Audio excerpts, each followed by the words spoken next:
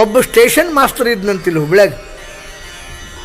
ಅವ ದಿವ್ಸಕ್ಕೆ 3 ಟೈಮು ಬಂದು ಸಿದ್ಧಾರೂಢ ಮಠದಾಗ ಸೇವಾ ಮಾಡಿ ಶಾಸ್ತ್ರ ಕೇಳ್ತಿದ್ನಂತೆ.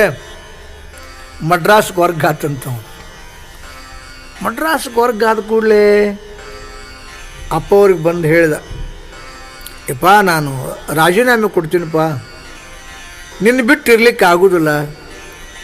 ಯಾವುದೋ ಜನ್ಮದ ಪುಣ್ಯ ಒಮ್ಮೆ ದರ್ಶನ ಕೊಟ್ಟಿದ್ದು ಮಹಾತ್ಮ ನೀನು, ನಿನ್ನ ಬಿಟ್ಟಿರೋದು ನಮಗೇನು ದೊಡ್ಡ ಮಾತಲ್ಲ, ಇದು ನೌಕರಿ ಏನು ದೊಡ್ಡ ಮಾತಲ್ಲ, ನಿನ್ನ ಬಿಟ್ಟಿರ್ಲಿಕ್ಕಲ್ಲೇ ನಾನು ರಾಜೀನಾಮೆ ಕೊಡ್ತೀನಿ ಅಂತಂದ.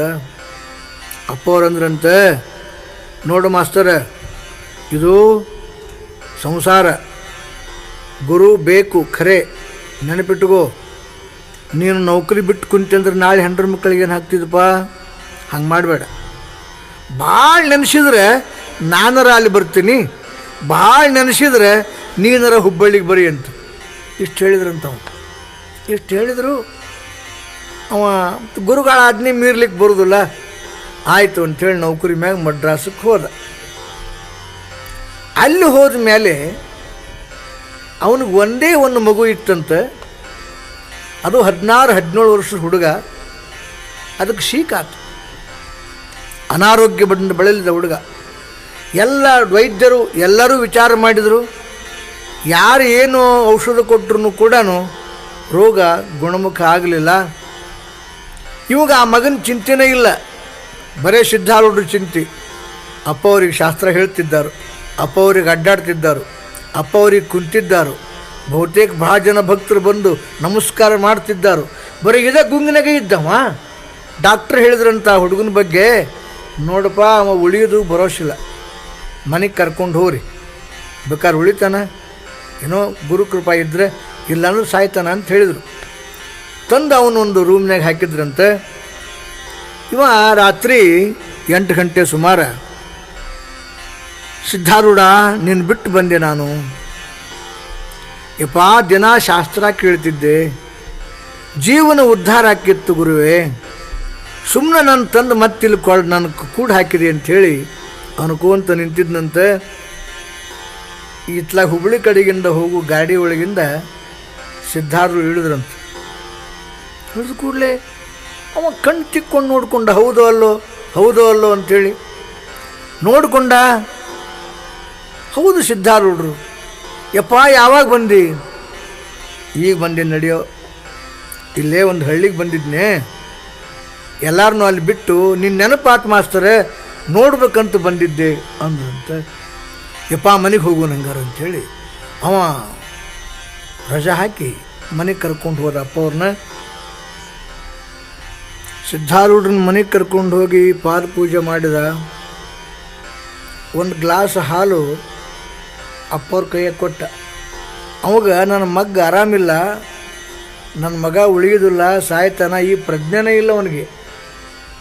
ಸಿದ್ಧಾರೂಢರು ಬಂದರು, ಧನ್ಯನಾದ. ಇದೇ ಒಂದು ಆನಂದದಾಗಿದ್ದ. ಸಿದ್ಧಾರೂಢರು ಆ ಹಾಲು ತಗೊಂಡು ಕುಡಿಯೋ ಮುಂದೆ, ಮಾಸ್ತರ ನಿಮ್ದೊಂದು ಮಗ ಇತ್ತಲ್ಲ, ಅವರೇ ಕೇಳಿದರು. ಹೌದ್ರಿ ಅಪ್ಪ, ಅದ ರೀ, ಆರಾಮಿಲ್ಲ ಅವನಿಗೆ, ಡಾಕ್ಟರ್ ಉಳಿಯೋದಿಲ್ಲ ಅಂತ ಹೇಳ್ಯಾರ, ಆ ರೂಮ್ನಾಗ ಹಾಕಿವಿ ಅಂತ ಹೇಳಿದ. ಹಾಲು ಕೈ ಹಿಡ್ಕೊಂಡು ಸೀದಾ ಅಲ್ಲಿಗೆ ಹೋದ್ರಂತ ಸಿದ್ಧಾರೂಢ. ಹೋಗಿ ಆ ಹುಡುಗನ ಎಬ್ಬಿಸಿ ಕೂಡಿಸಿ, ಈ ಹಾಲು ಕುಡಿ, ಆರಾಮಾಗ್ತಿದೆ ಅಂಥೇಳಿ ತಾವು ಅರ್ಧ ಕುಡಿದ ಹಾಲನ್ನ ಅವ ಕುಡಿಸಿದ್ರು. ಕುಡಿಸಿ ಮಲಗಿಸಿದ್ರು. ನೀ ಆರಾಮಾಗ್ತಿದ್ದೀನ, ಹುಬ್ಬಳ್ಳಿಗೆ ಬಾ ಇಷ್ಟು ಹೇಳಿದರು. ಮಾಸ್ತರ ನಾ ಬರ್ತೀನಿ, ಜನರು ನನ್ನ ಹಾದಿ ನೋಡ್ತಾರಲ್ಲೇ, ನಾ ಅರ್ಜೆಂಟ್ ಹೋಗ್ಬೇಕಾಗಿತ್ತು ಅಂಥೇಳಿ. ಯಪ್ಪ ಮಡ್ರಾಸದ ಭಕ್ತರು ನಿಮ್ಮನ್ನು ನೋಡಬೇಕು, ನಿಮ್ಮೆರಡು ಮಾತು ಕೇಳಬೇಕು, ದರ್ಶನ ತಗೋಬೇಕು ಅಂತ ಭಾಳ ಅಪೇಕ್ಷೆ ಮಾಡ್ಯಾರ. ಅಂಥದ್ರೊಳಗೆ ನೀವು ಹಿಂಗೆ ಬಂದು ಹಿಂಗೆ ಹೋದ್ರಿ ಅಂತಂದ್ರೆ ನಮಗೆ ಹೆಂಗೆ ಆಗ್ತದಪ್ಪ, ಬ್ಯಾಡ್ರಿ, ದಯಮಾಡಿ ಹೋಗಬೇಡ್ರಿ ಅಂಥೇಳಿ ಅವ ಭಾಳ ಪ್ರಯತ್ನ ಮಾಡಿದ. ನಿಲ್ಲಿಲ್ಲ ಅಪ್ಪ ಅವರು, ಬಂದ್ಬಿಟ್ರು. ಬಂದ ಮೇಲೆ ಅವ ಸ್ಟೇಷನ್ ಮಾಸ್ತರ ಮಠಕ್ಕೆ ಟಪಾಲು ಬರೆದ, ಇಂಥ ತಾರೀಖಿನ ದಿವಸ ನೀವು ಬಂದು ಪಾದ ಪೂಜೆ ಮಾಡಿಸ್ಕೊಂಡು ನನ್ನ ಮಗ್ಗೇನು ಹಾಲು ಕುಡಿಸಿ ಹೋದ್ರಿ, ಅವ ಅಗದಿ ಸಂತುಷ್ಟನಾಗ್ಯಾನ, ಆರೋಗ್ಯವಂತನಾಗ್ಯಾನ, ಮತ್ತು ಅವನ ಶರೀರ ಭಾಳ ಸದೃಢ ಆಗ್ಯದ, ಅದು ನಿಮ್ಮ ಅನುಗ್ರಹ, ನೀವು ಬಂದು ಹಾಲು ಕುಡಿಸುವಾದ್ರಿಯಪ್ಪ ಅಂಥೇಳಿ ಪತ್ರ ಬರೆದಂತ. ಅದು ಕಬೀರ್ದಾಸರ ಕೈಯೇ ಸಿಕ್ತಂತ ಪತ್ರ. ಇಪ್ಪ ಮಡ್ರಾಸಕ್ಕೆ ಯಾವಾಗ ಹೋಗಿದ್ದಪ್ಪ ನೀನು ಅಂತ ಕೇಳಿದ್ರಂಥವ್ರು. ಯಾರು ಹೋಗ್ಯಾರ ಮಡ್ರಾಸಕ್ಕೆ? ನೀನು ಹೋಗ್ಯದಂತಲ್ಲಿ ಪತ್ರ ಬಂದದಿಲ್ಲೇ. ಅವ್ರ ಮನೆಗೆ ಪಾದ ಪೂಜೆ ಮಾಡಿಸ್ಕೊಂಡಂತ, ಊಟ ಮಾಡಿದಂತ, ಅದು ಹಾಲು ಕುಡಿದಂತ, ಅವನ ಮಗ್ಗ ಹಾಲು ಕುಡಿಸಿದಂತ, ಅವಂಗೆ ಆರಾಮಾಗ್ಯದಂತ ಪತ್ರ ಬರ್ದಾನೆ. ಹುಚ್ಚ ನೀನು. ಭಾಳ ನೆನೆಸ್ತಾರೆ ನೋಡವರು. ಅದು ನಾವು ಹೋದಂಗನ ಆಗಿರ್ತದೆ ಅವ್ರಿಗೆ. ಏನಪ್ಪ ನಾ ಮಾತಾಡ್ದಂಗನ ಆಗಿರ್ತದೆ, ನಾ ಕೊಟ್ಟಂಗನ ಆಗಿರ್ತದೆ, ನಾ ಎಲ್ಲೆಲ್ಲೂ ಹೋಗಿಲ್ಲಪ್ಪ ಅಂದ್ರಂತಪ್ಪ ಅವ್ರು. ಇದು ನಿಜವಾಗಿಯೂ ಸಿದ್ಧಾರೂಢರು ಯಾರು ನೆನೆಸ್ತಾರೆ, ಯಾರು ಸ್ಮರಣೆ ಮಾಡ್ತಾರೆ, ಅಪ್ಪ ನೀನೇ ಗತಿ ಅಂತ ಯಾರು ಅಂತಾರೆ, ಅವರ ಅಂತರಂಗದಲ್ಲಿ ಯಾವಾಗಲೂ ಓ ಅಂತ ಇದ್ದಾನೆ ಗುರುನಾಥ.